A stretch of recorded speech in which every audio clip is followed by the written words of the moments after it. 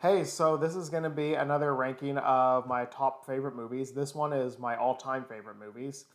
I did one, on the best and worst of 2023 and 2024 a few weeks ago, and I thought it was kind of fun, so I figured I'd do another one. Um, I am going to maybe even do like a top 30 worst movies I've ever seen as well, but that's actually harder than the top 30 best because there's just been so many absolutely awful movies I've seen that I'd really have to think about that one. But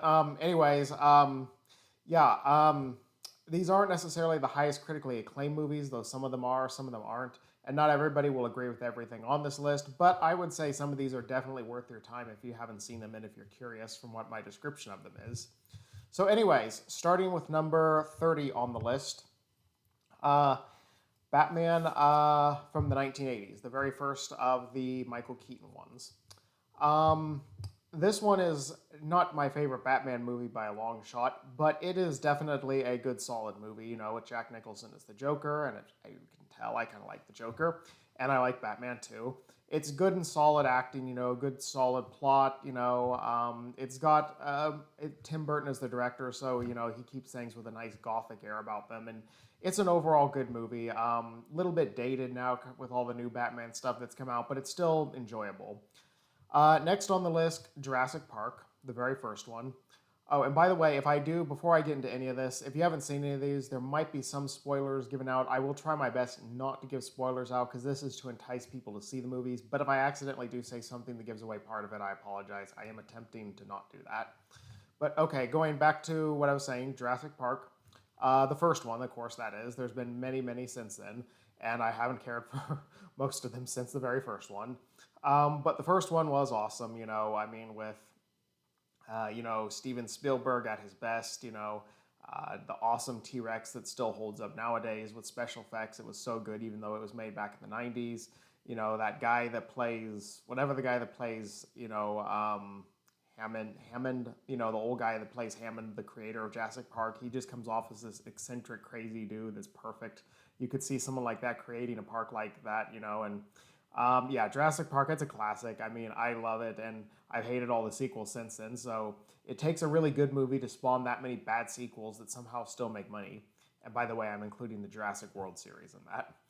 Okay, then number 28 on the list, Wall Street from the original Wall Street movie, starring Charlie Sheen and Michael Douglas as Gordon Gekko, and Charlie Sheen plays Bud Fox, the young broker. Some of you might not, like this movie as much as me, but I am a finance guy. I work in banking, though I'm beginning to wonder, based off my recent job history, if that's a good choice. I obviously don't work in Wall Street. I'm not nearly that well paid. I'm just the type that, just your basic, bean counter that ekes out my meager existence.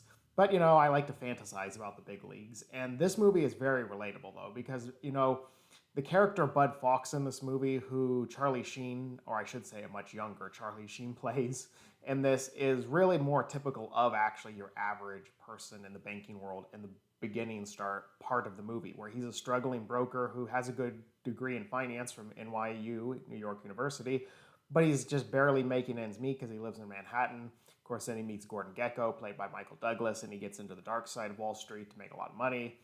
And, it actually is a very good movie. It's highly critically acclaimed, great acting. Some might find it a little boring, but of course I don't because I'm a finance guy. But, anyways, I would strongly recommend it, even if you're not interested in the world of banking. Of course, one other reason I like it is like the dynamic between what's his name, Charlie Sheen's dad. I don't know, the older Sheen who plays his dad in the movie, and him kind of almost reminds me of some of the dynamics between me and my dad, with him being this grumpy old mechanic that's always kind of trying to take a piss on him and his ambitions in a relatively not aggressive way, but just kind of playful way. I don't know.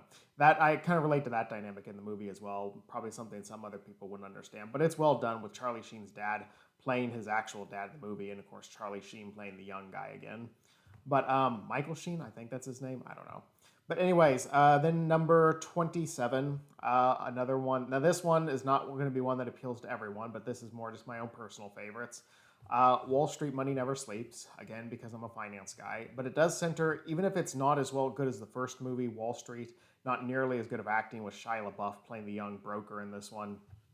And Shia LaBeouf is, Shia LaBeouf.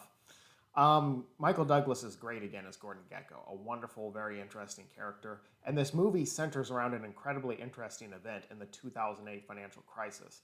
Now, for those of you that may not have an interest in the world of finance, the 2008 financial crisis was the biggest one we've still seen since the Great Depression. The 2020 thing that happened with COVID was much more of just a macroeconomic event that was not necessarily a pure economic catastrophe. So that's why it had greater implications. But 2008 was something that did change the world of business and banking forever, just like the Great Depression did. And it had the potential to be worse, but I won't get into the details of it because that's more for something for finance people. But anyways, it is still a pretty good movie. And if you have any interest, that one I would not recommend seeing unless you have an interest in finance and the financial crisis. But I'll move on because I don't want to bore people to death here. Okay, number 26 on the list, Orphan, from I believe 2006. I forget what the name of the actress that plays the orphan girl in it is. I don't know. She's an adult now, and they made a sequel a few years ago called Orphan First Kill, which was moderately good. But this is kind of a unique horror movie with, an orphan girl being adopted by a couple who turns out to be. Okay, I don't want to give away the ending of it. I just about spoiled it for you. Sorry, but anyways, we'll just say she turns out to be very dangerous and she starts committing lots of terrible acts and she turns out to be very violent, and then there's a very shocking twist at the end that's kind of creepy and really scary, and I enjoyed it a lot. I don't know, it just was a very unexpected movie, lots of twists and turns, very chilling, though it was panned by a lot of adoption agencies for, making people not want to adopt kids. I can kind of understand that might have been a problem with it, but still, it's a good movie. I liked it. It's a good, solid horror movie. Okay, number 26 on the list. This will be the last finance movie, but this one doesn't even count as a finance movie, trust me. The Wolf of Wall Street. Now, The Wolf of Wall Street is an incredibly obscene movie with I think they use the F-bomb more in that movie than I think they say just about any other movie or something. Like, maybe it literally does hold the record, I'm not sure. But pretty close. It's got just unbelievable amounts of gratuitous nudity and drugs in it. However, the thing that makes this movie of interest to me, and I actually even went and bought Jordan Belfort, the guy who is the actual person from that movie is based on. I bought his biography after watching this, is that I found out most of it was true after watching some documentaries on Jordan Belfort and starting to read his book. Now, the movie, if anything, it portrays him as being too good of a person. This guy was a complete dirtbag. He's why people hate Wall Street. He was basically, just to, in a very quick nutshell, sum it up, he was selling worthless penny stocks to people, but he was using the tactics he learned as a Wall Street broker to sell these worthless penny stocks. And most people that would even ever sell penny stocks would barely even have my credentials. They're not even people that really are people that went to school for finance or even really worked in the world of banking or whatever. And the reason this was a big ripoff is because penny stocks, especially, are kind of a major ripoff. They're major gambles and usually don't pay off. So he used his Wall Street savvy instead of just making millions to make hundreds of millions by basically stealing it from people with his firm, Stratman Oakmont, if that was the term they used in the movie. But anyways, what I just told you there is not everything in the movie, but that's a lot of it right there, because it's really very historically accurate, and the movie is also based on, they have Leonardo DiCaprio playing him and Jonah Hill playing one of his close friends on it, one of the people that set up the brokerage with him, and it's a really good movie. And if you don't like finance movies, don't worry, this movie barely has a scrap of finance in it. It's mostly just, drunken, crazy debauchery. But anyways, I would recommend seeing it, but again, be warned, it's not PG by any means. Okay, then next on the list, The Social Network from 2010, directed by Aaron Sorkin, if I'm pronouncing his last name right. A very interesting movie, and one that I saw at a perfect timing because I saw it when Mark Zuckerberg, it's based where Mark Zuckerberg is a sophomore in college when he started getting the idea to found Facebook, and at the time I saw it, I was a sophomore in college, and I was just beginning to open up to the much bigger world around me after I had spent half my life in this little religious indoctrination school. And something about it just really tapped into the energy I felt at that time. But I've watched it many times since then. I think this is a great movie. Many people agree. It's highly critically acclaimed. Good acting with Jesse Eisenberg, I think is his last name, playing Mark Zuckerberg. Now, it's not historically accurate from what I hear. What's his name? Mark Zuckerberg said that most of the founding of Facebook could be summed up on the scene where it shows them all with like empty Mountain Dew cans sitting around coding. That was most of the founding of Facebook, but they make it out like it was all sex, drama, and drugs, which, is kind of stupid. But anyways, it's kind of stupid, but still a very good movie, and I'd recommend it. Okay, okay. Okay, here's a stupid one, and I know a lot of people are gonna laugh at me for putting this on the list, but I don't care because I'm not. I trust me, I've been laughed at plenty already in life. Pokemon the first movie. Yeah, I mean, I'm 34-year-old adult man putting a kids movie on my list, but I mean, I don't know. Maybe this movie isn't that good, but it's grown on me as I've, over the years. I even have a Pokemon the first movie poster in here somewhere. I mean, as a kid, I loved it to death. And as an adult, I still actually kind of do like it a lot. I mean, I like the character of Mewtwo, we'll put it that way. I don't like a lot of other parts of the movie. They're campy and hard to watch anymore. But the character of Mewtwo with the existential crisis he has being born and created as, the most powerful Pokemon in the world, but being, just brought into the world so angry and at odds with the world around him, the scientists who see him as an experiment, the crime boss Giovanni who treats him as nothing but a slave, in which he starts to then rebel against humanity and seek revenge on them. That is actually pretty interesting and kind of hardcore, especially if you've seen the bootlegged Mewtwo origin story that was not aired in theaters, which I have seen many years later, and I saw it, and it's literally one of the saddest and hardest to watch I've ever seen of anything, where Mewtwo is his subconscious growing up is connected with the subconscious of the scientist who created him, his daughter, who he's trying to bring to life, and a bunch of other cloned Pokemon. And, the scene where then she starts dying in the middle of, her experiment fails and shows her subconscious dying when they're all connected. It's hard to watch. I know this is stupid, but I cry more at that than just about any other movie I've ever seen. It's something about, I don't know, just something about the existential, psychological development of Mewtwo on that is still very well done. And I know it's stupid, but yeah, Pokemon the first movie is on my list here. But anyways, moving on from that before I embarrass myself too much. Another good solid movie that I like, probably one a lot of people aren't familiar with, but I recommend you give a try. Fun with Dick and Jane from the 2000s, back in 2006, I think.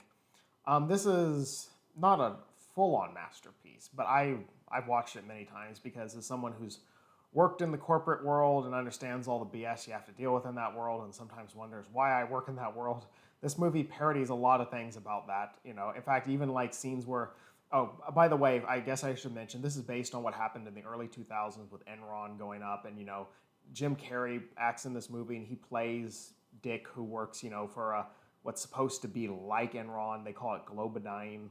And it's all, based off how Globodyne, or how Enron collapsed. That's how Globodyne collapsed. And they have Alec Baldwin playing Jack Donaghy, the CEO, or not Jack Donaghy, that's his character in 30 Rock. Sorry, he plays whatever the CEO of this company is, and he's really good in it. I mean, he's really good at playing that corporate villain type.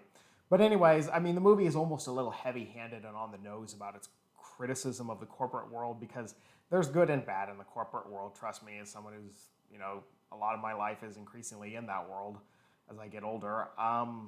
But there's also, a lot of BS, and there are many days I wonder why I'm in it. But anyways, this movie is definitely worth a watch. It's hilarious, especially the scenes where, oh, by the way, yeah, I guess I should get to the main plot of the movie. The main plot of the movie is after Enron, or Globodyne in this movie, collapse, him and his wife Jane become kind of small-time criminals, committing a bunch of goofy crimes to make ends meet. And it's just goofy and fun, and then watching them do all of it. And I don't know, personally, I like it a lot, though I don't know if everyone would. Okay, then next on the list, another stupid one, but one that I can't help but like a lot. Transformers, the first one that is, with, Shia LaBeouf and Megan Fox.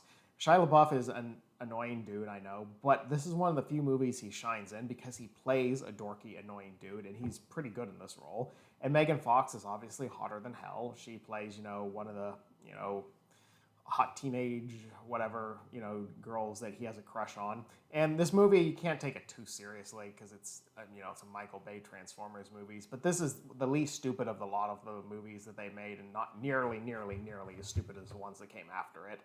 And I do like that they have Megatron in it. I mean, I loved the Beast Wars Megatron growing up, and I still like Beast Wars Megatron. and I like the character of Megatron overall. And this had at least a little bit of Megatron in it. It had other characters like Starscream. It had, Optimus Prime, and I don't know, the way it's just orchestrated, it's enough goofy humor mixed in with really cool robot battles that I still liked it. Like, I love the scene on it where Starscream has masked himself among the F-22 whatever fighter jets, and then in the middle of while they're about to do a strike on Megatron, he instantly he goes out of his transform mode and starts sabotaging them, and it's just done beautifully. I love that scene. It's just so cool. But it's a stupid movie, I know, and it's not my all-time favorite, but it deserves an honorable mention. I've watched it more times than I'm proud to admit, and way better than the sequels. Okay, then another one on this list, Rocky, and in this case, Rocky 1. Rocky 1 is an all-time classic from, I think, the 70s or whatever, where, of course, for those of you that don't know the extremely, extremely famous plot line, he's a down on his luck, boxer who is low level, boxes in clubs. He works as what do you call them, a leg breaker, I don't know. He works for some crime boss where he's just one of his tough guys who hurts people. He punishes them when they don't pay up, And then, of course, he, gets his big break to face the all-time champion of the world, Apollo Creed, played by Carl Weathers. And, of course, Rocky is played by Sylvester Stallone. This is an old movie, but it's very good. And it was one of the first adult movies I was ever allowed to watch as a kid. So it grew on me as a kid. So it may not even be that great, but I just love it because it grew on me as a kid watching it, which is also why I love the next movie that I'm going to bring on this list, Rocky 4, which is another one I was allowed to watch as a kid. And this is going to be kind of weird, okay, but I'm a weird dude, so I'll just make a confession to you. My hairstyle that I still have to this day is still loosely based around Dolph Lundgren's hairstyle in Rocky 4. Now, what I mean by this was back in like 2001 when I saw this movie. And Dolph Lundgren had that, well, he's a blonde dude. He's a Swedish blonde dude, so he has blonde hair like me. And he had like that Soviet style flat top in the movie. And I thought it looked so cool because I was a weird kid that for some reason liked the bad guy hairstyle in an old boxing movie. I was a weird kid. And so I wanted my hair to look like Dolph Lundgren's, and luckily the barber lady took mercy on me, and at that time the comb forward flat top look was a little bit more normal, so she kind of didn't give me the full Soviet cut, but she gave me one where I could push it all forward like everybody was doing back in the early 2000s, and I kind of came out with this weird blend of the two that looked weird, but I guess not totally horrible. And then I kind of kept that early 2000s weird hairstyle for longer than I'm proud, longer than I'm proud to admit, I kind of evolved it over the years, and I know I'm talking more about my hair here than the movie, but I'm about done. And then, I kind of evolved it over the years as my hair grew longer, just to kind of be more of a little bit of a comb forward to the side mix. And I actually just recently started parting down the middle where I feel a little bit more normal, but yeah, I've always had that kind of weird, unique hairstyle since then. So this movie has inspired my hair for the last 20, 30 years because of Dolph Lundgren. But yeah, it's, plot of the movie is pretty simple. Rocky faces another opponent. This one's, big Russian boxer named Ivan Drago. And Dolph Lundgren plays a great villain. And it's just a good match. It's got a lot of Cold War tension stuff in it since it was made in the 80s. It's not really as relevant now, but it's still pretty cool watching him and Ivan Drago just beat the shit out of each other, so I'd recommend watching it. Next on the list, slightly smarter movie on the list, though some people didn't think so. Napoleon 2023. I made a video about this a few years ago. I really like this movie. It had its flaws. It was obviously had historical inaccuracies. It focused way more on his love life than it should have. It had too much boring political dialogue. And I actually saw the director's cut on that one just not that long ago, and it was actually worse than the original movie, though. The original movie was much better without the director's cut in it, which was kind of shocking because I've always heard Ridley Scott's movies are better with the director's cut. But this movie, with Joaquin Phoenix playing Napoleon and Vanessa Kirby playing Josephine, his wife, I thought it was still very solid and very good. There was a lot of, and I thought the romance aspect, while overplayed, was at least well done between him and Josephine in this movie. It captured, I think, the weird, conflicted, tense relationship they had relatively well. Battle scenes, they didn't have enough of them, but the ones they had were good. And I know they had historical inaccuracies in them. I know that Napoleon did not shoot at the pyramid. I know that they didn't break the ice with the cannonballs, sending the Russians and Austrians into it. But it's a movie, I mean, how many of you complained about Gladiator and other Ridley Scott movies' historical inaccuracies? Not that many people who thought Napoleon was so bad complained about that because they just didn't like the Napoleon movie. But I loved this movie. It was kind of a dark themed movie, and it certainly didn't put Napoleon on a major pedestal. But I thought it gave us a good picture of what was a very mixed and interesting man. And I think it's underrated. I think it's worth a watch, unless you just if you hate the character of Napoleon and you also don't like Joaquin Phoenix or Ridley Scott, then maybe not. But anyways, moving on.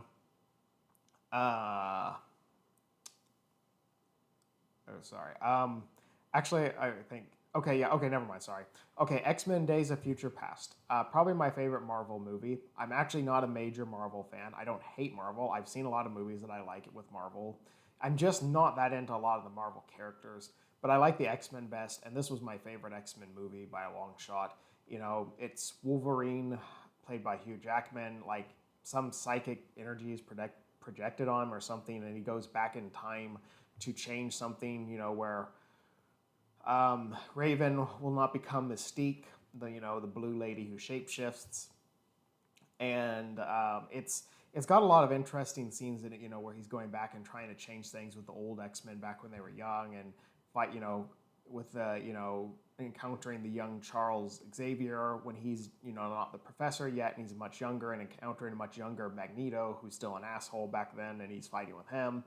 And I thought it was just really good. I don't know why I like this movie so much, but I've seen it many times over, and it's got Jennifer Lawrence playing Mystique, and obviously she's nice to look at. It's got pretty good other casting choices, Hugh Jackman.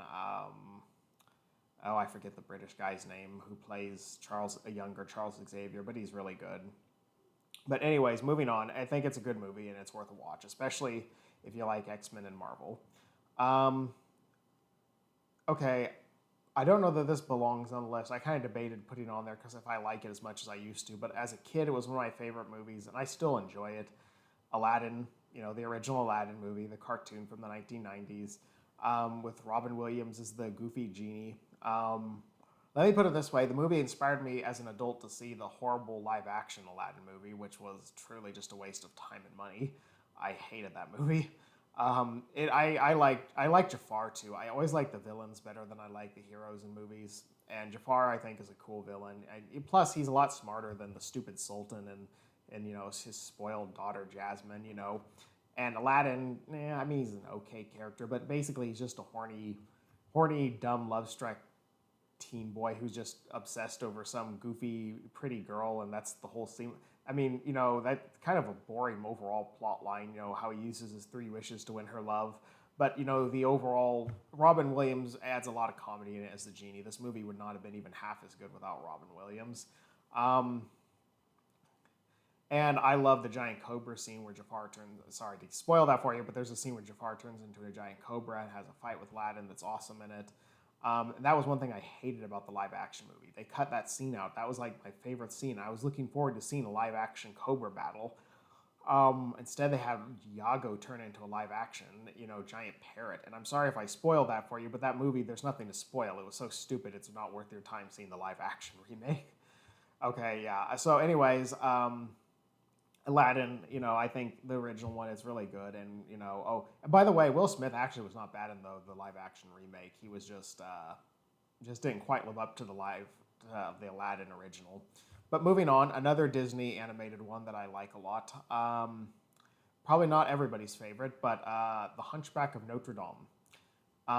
This one, I have a weird relationship with this movie because, as a lot of you know, I am an atheist who comes from a very religious background, and it's a pretty big issue in my life because I'm very alone in that struggle. Because there's not very many other atheists I know. But I, as a kid, weirdly related to the character of Jean-Claude Frollo, the bad guy, the religious zealot who's persecuting the gypsies in this movie. And just before I get into that any further background, the movie is about the Hunchback of Notre Dame, Quasimodo, who lives in the bell tower ringing the bells. He falls in love with Esmeralda, gypsy girl. Frollo doesn't like that, and Frollo doesn't like him leaving the tower. Also, there's Phoebus, the captain of the guard, who in the end actually gets the girl. It's beautifully animated. It's got good musical numbers in it. And yeah, and a lot of people, it's very adult themed for a kids movie too, because it has a lot of focus on all these male characters' lust over Esmeralda, because Frollo also has a lust over her, which is what becomes kind of the big conflicting point of the movie, where he becomes hell bent to kill her if she doesn't submit to him, and that's where the battle between Quasimodo and Frollo and Phoebus all ensues. I think I'm butchering this plot a little bit, but I don't want to go into the whole thing. Point is I mean, I like, as an atheist too, I kind of like this movie because I like the dangerous side of religious bigotry that it points out in the movie. With Frollo becoming obsessed with both his lust with Esmeralda, as well as his desire to kill her if he cannot have her. And I don't know, just to be blunt, in a slightly creepy way, I kind of still relate to his character. I don't know. I find it even personally a little creepy that I relate to his character as an atheist, because I don't know I like that song Hellfire that he sings in it, because it it's just something kind of a dark, kind of mystifying energy about that song. And it reminded me when I was growing up and had to try to purge my own urges out of me, sexually and all that kind of stuff, and how pointless and futile it was. And as an atheist now, I look more at it now as something that not so much I relate to it, but it's just more interesting. I think about those conflicting themes of self-control when it comes to sex and things like that, as well as what is and is not acceptable, and religious bigotry, and just, I don't know. I find it very interesting, and if nothing else, if you don't find any of those themes interesting, it's just a wonderfully shot movie with good musical numbers. So it was back during the Disney Renaissance period. So, okay, now on a lighter note, the next movie, Beetlejuice. Um, Beetlejuice, of course, I mean the original, not the new one. The new one wasn't terrible. I did see it last year. Beetlejuice, Beetlejuice, Beetlejuice. I mean, it was a solid, decent remake. It was just mostly nostalgia bait, but the original was great with Alec Baldwin, and for those of you who don't know, the plot of the movie is about this ghost. Alec Baldwin and his girlfriend or whatever die, and then they get the handbook for the recently deceased, and it shows the afterlife, and the afterlife is like a big bureaucracy where people who committed suicide are now social workers, and you have to fill out a manual, and it's just kind of a comedy and a parody of all that, and it's really good. Tim Burton directed it. It's really funny. And of course, Michael Keaton plays Beetlejuice, the main character, who's a demon they encounter in the other world, who's like just a comedy guy mostly, but he wants to marry Lydia Dietz, who's like the daughter of this family that moves into the house after Alec Baldwin and them die. And so he can come, I think so he wants, can't remember exactly why he wants to marry her. I think he gets to be alive or something, like not a dead zombie anymore if he marries her, but either I don't remember it or it wasn't well explained, but I've watched Beetlejuice many times over. It's a great movie. I actually liked the Beetlejuice animated series a lot as a kid, and I even occasionally will try to watch it as an adult because I have it on DVD, but it is painfully campy and stupid, and yeah, I then think, what the hell am I doing with my life when I start watching it? But I don't know, I loved it as a kid. Like I said, it's actually still, I'd say some of those episodes are better than the new Beetlejuice movie. Okay, next on the list, another goofy movie, Men in Black, and I mean the first one. There's been many sequels, and like many things, the sequels aren't that great.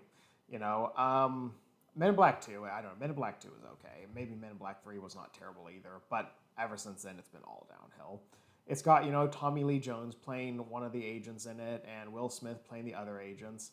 So, basic summary of the plot, Will Smith's character, an NYPD cop, gets inducted into the rank of these people called the Men in Black, which are government agents of a secret agency finding and getting aliens. And it's definitely a comedy, hugely, just funny, goofy. Him and Tommy Lee Jones have good chemistry, with Will Smith playing the young, goofy guy, and Tommy Lee Jones playing the old, angry guy. And, they have a weird, contrasting, but also, interesting dynamic in it. And overall, it's definitely fun, and I've watched it many times. If you don't like, slightly stupid comedies, sci-fi comedies or whatever, you're not going to like it. But I know my mom hates this movie, but every time, I remember once, like, we were gonna watch it or something, like, when our family was together, and she's like, just anything but Men in Black. I just hate that movie so much. So if you don't like, I don't know, sci-fi comedies, you're not gonna like this movie. But anyways, number 12 on the list, that's what we're up to now. Batman Forever. Um, this is another Tim Burton movie. I do like Tim Burton a fair amount. And this one is about when, the Penguin, Batman versus the Penguin. Danny DeVito plays the Penguin. Michael Keaton plays Batman again. And I actually like this one of the old Batmans the best. The Selena Kyle portrayal is interesting in it, as Catwoman. I don't know who the actress who played her is, but I kind of like her version of it. Maybe Anne Hathaway was a little better, but Danny DeVito, I love him as the Penguin. I think I still like him better than like even the newer Penguins.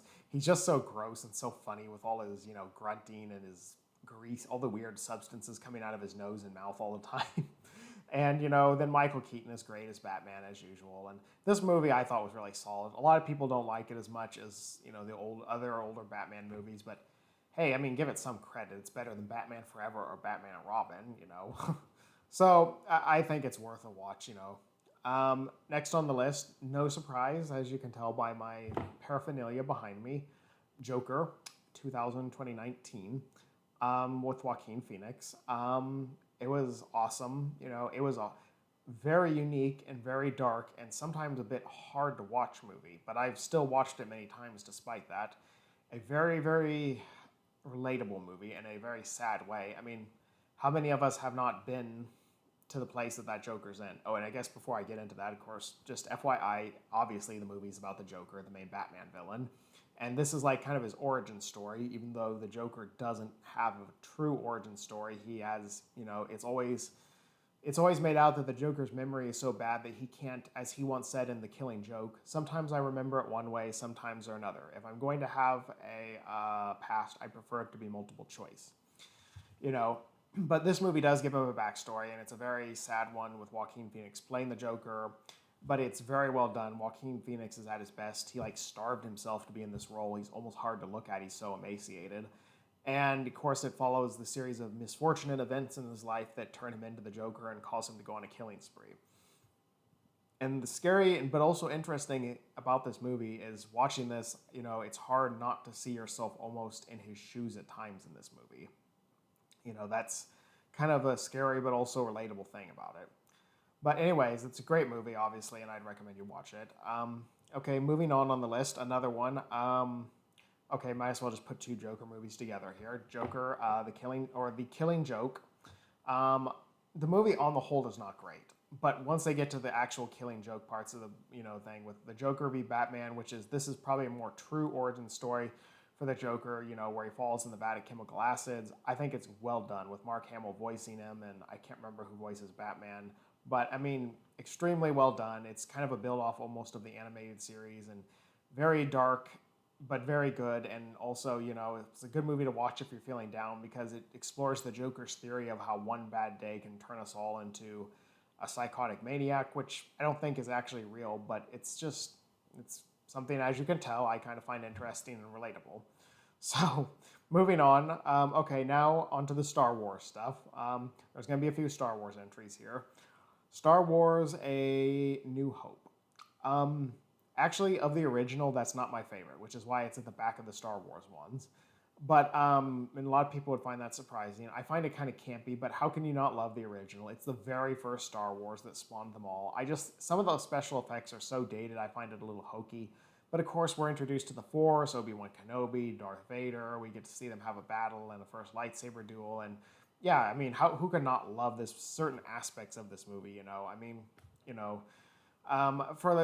don't feel like I need to go into the plot of all of this, but basically just Google, I don't know. I'm not going to explain the plot of Star Wars. There's a lot of stuff going on in Star Wars, but yeah, just Google Star Wars if you want to know the plot. This one is, the entry, the one that started it all, for those of you that aren't familiar with the Star Wars franchise.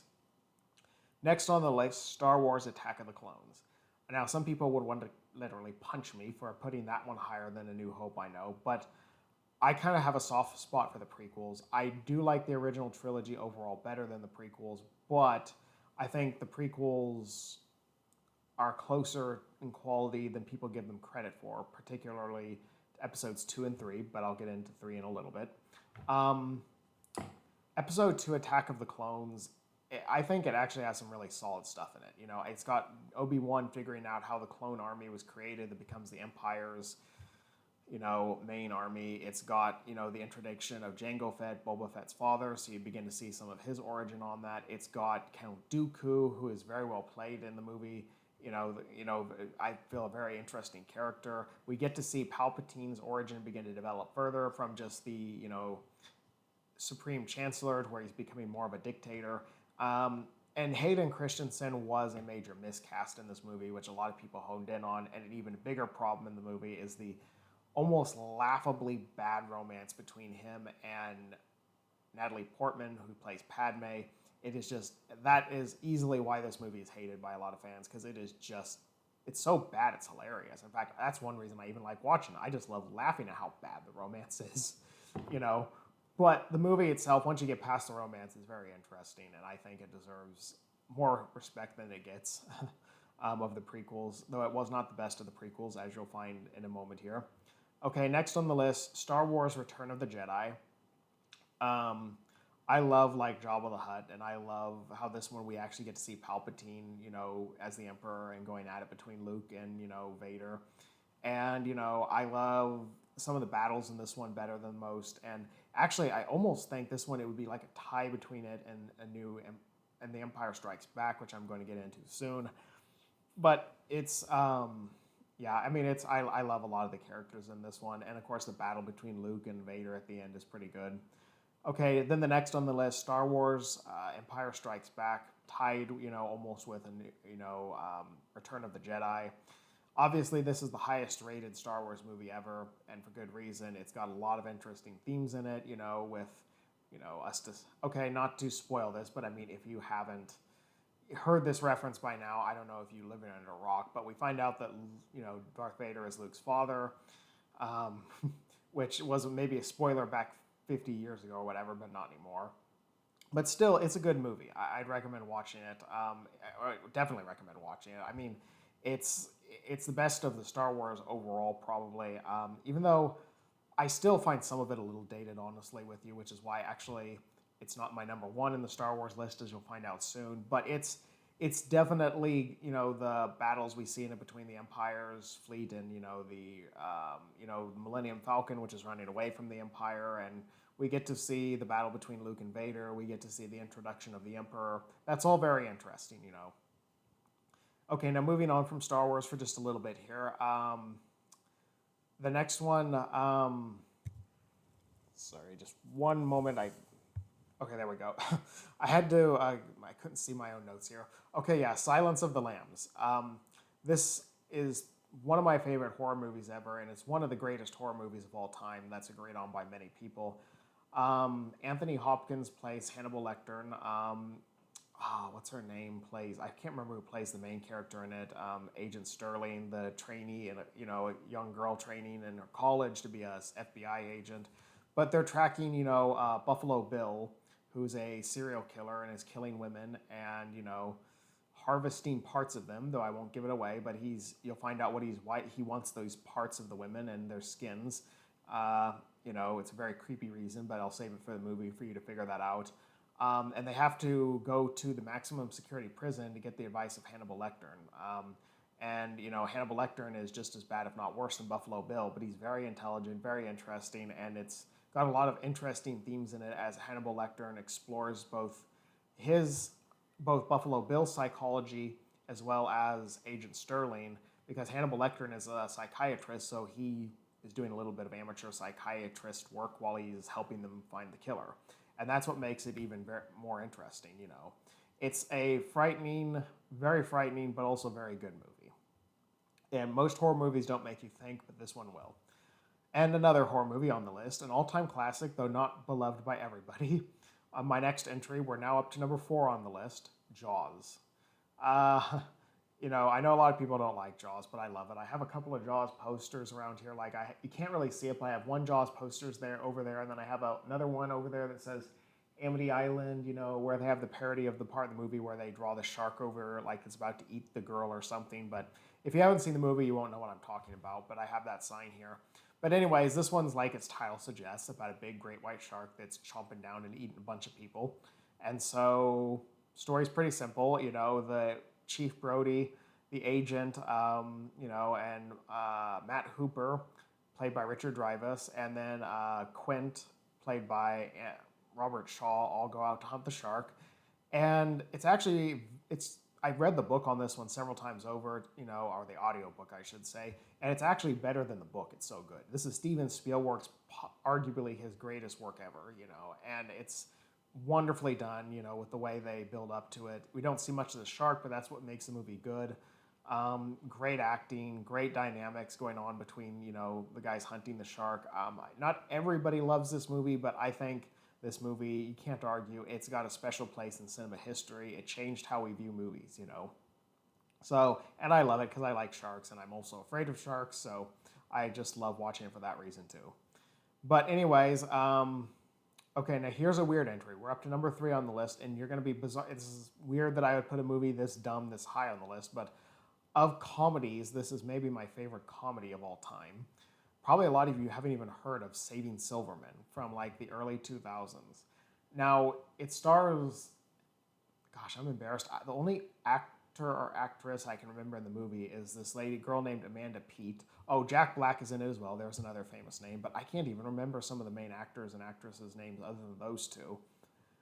This movie is just absolutely stupid on stupid, but it is hilarious.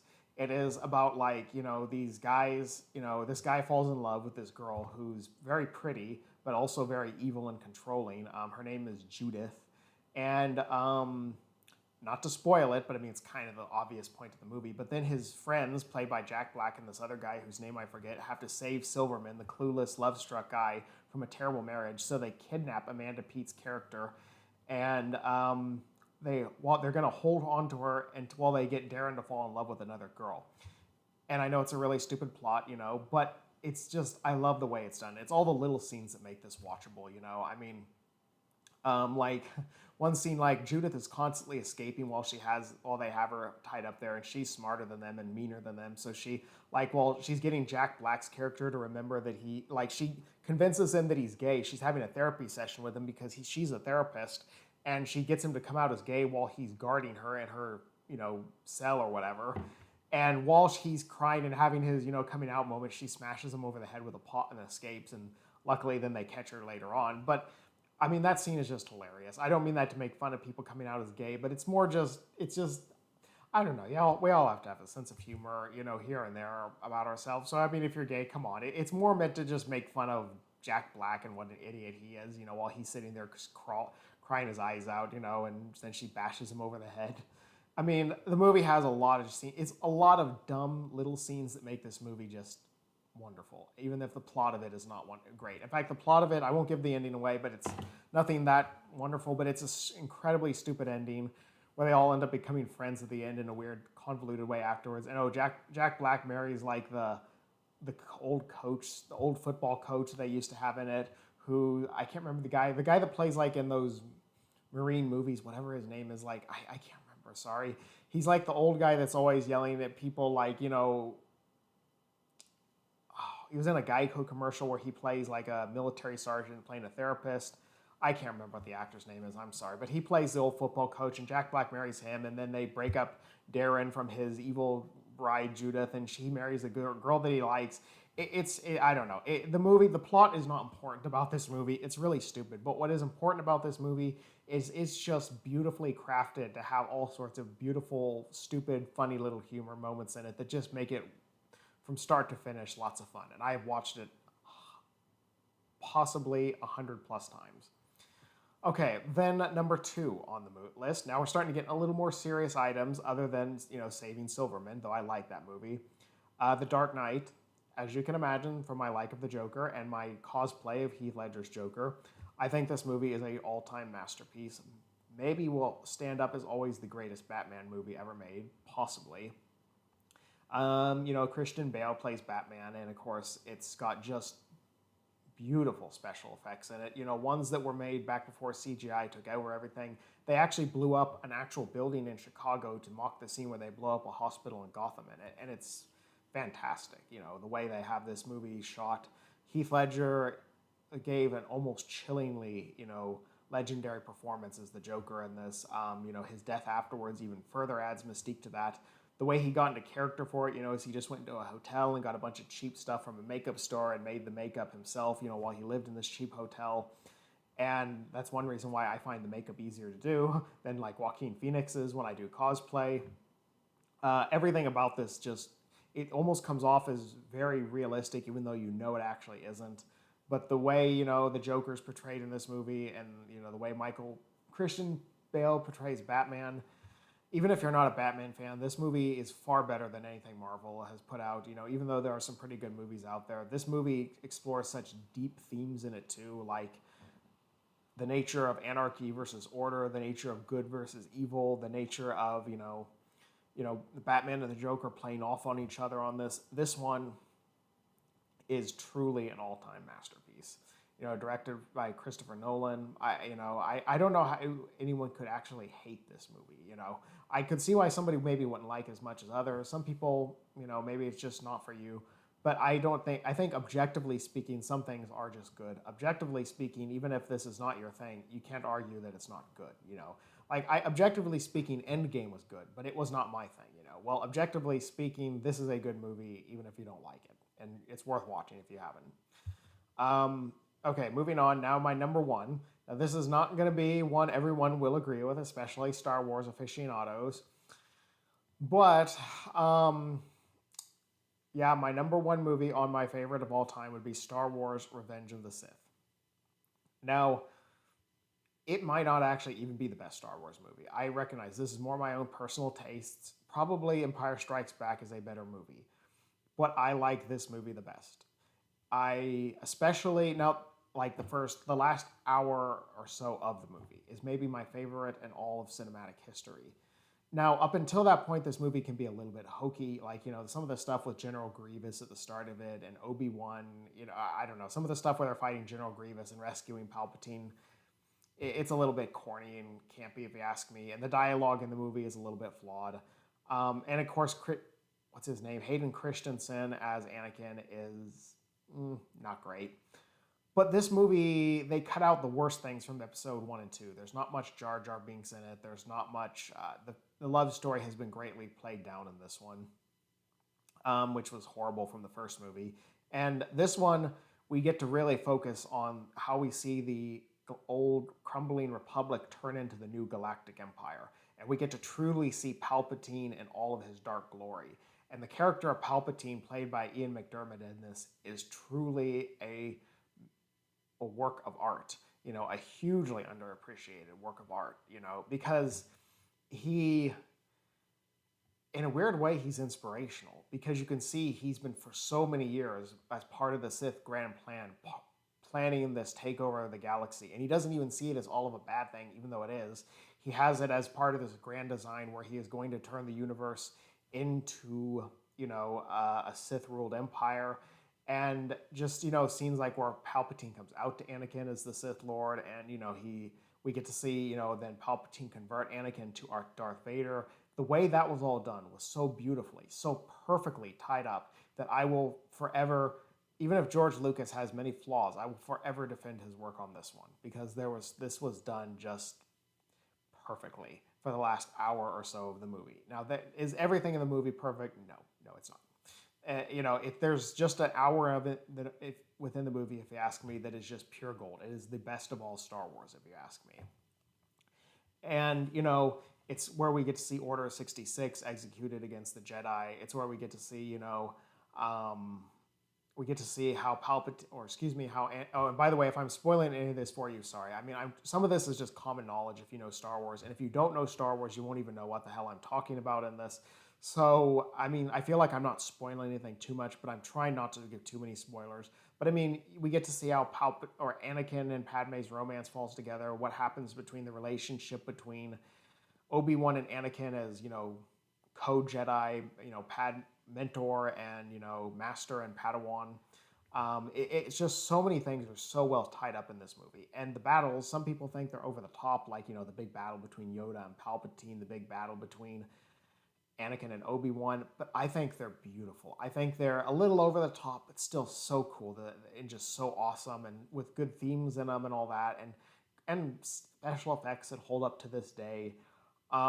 This movie, if you ask me, weirdly enough, like I I only watch, like, there's parts of this movie I don't ever watch that much that I think are really stupid, like, you know, some of the early stuff in the movie and some parts of the end after we're seeing some of the tie-ins to what how it leads into A New Hope.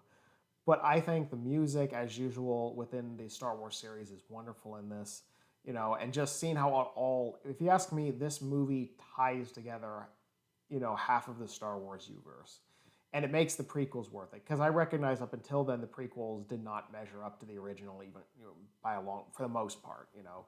But this movie really just is awesome. It's a dark movie, but it's not dark just for the sake of being dark. It's just got a lot of interesting mixed themes in it.